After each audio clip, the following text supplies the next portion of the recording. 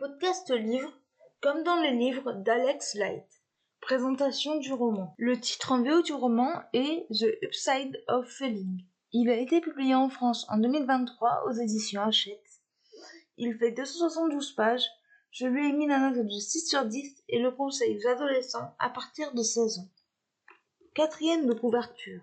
Becca Hart, 17 ans, croit au grand amour, celui qu'elle lit dans les livres.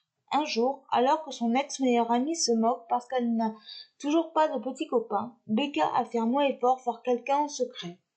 Brett Wells, capitaine de l'équipe de football, populaire, beau, riche, cumule tout ce que la vie peut offrir. Trouver une partenaire n'est pas un problème pour lui, mais il préfère se concentrer sur sa future carrière de joueur professionnel. Quand il entend la fanfaronnade de Becca, voilà qu'il s'immisce dans la conversation et se fait passer pour le mystérieux copain. La mascarade est parfaite. Brett pourra décourager les ardeurs féminines et l'insistance de son père. Becca donnera corps à sa ruse et son désir de s'afficher enfin avec son petit ami. Mais jouer le couple parfait n'est pas si simple. Surtout lorsqu'on se connaît à peine et que, comme Becca, on surmonte les blessures de son univers familial qui a volé en éclats il y a des années et que, comme Brett, on voit le sien exploser en 1000 morceaux. Le faux couple réalise avoir bien plus en commun qu'il n'y paraissait.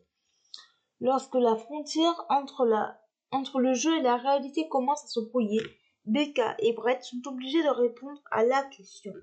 Leur amour est-il vraiment simulé ou réel? Ce que j'ai pensé de ce roman. J'ai découvert ce livre un peu par hasard. Cela a été une bonne lecture. Le résumé étant long, je ne parlerai pas plus de l'histoire.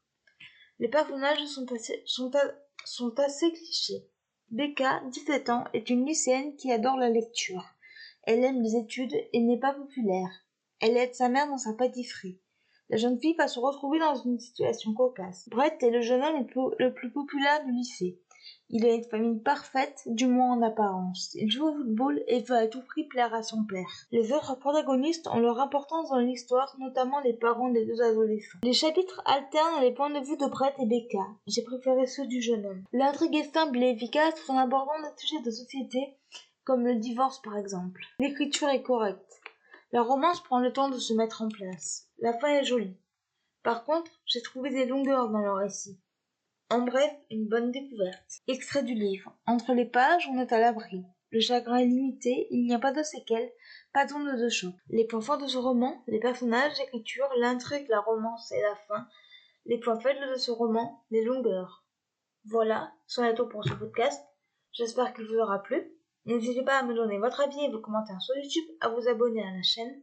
Et je vous retrouve très bientôt pour un nouveau podcast. Ciao!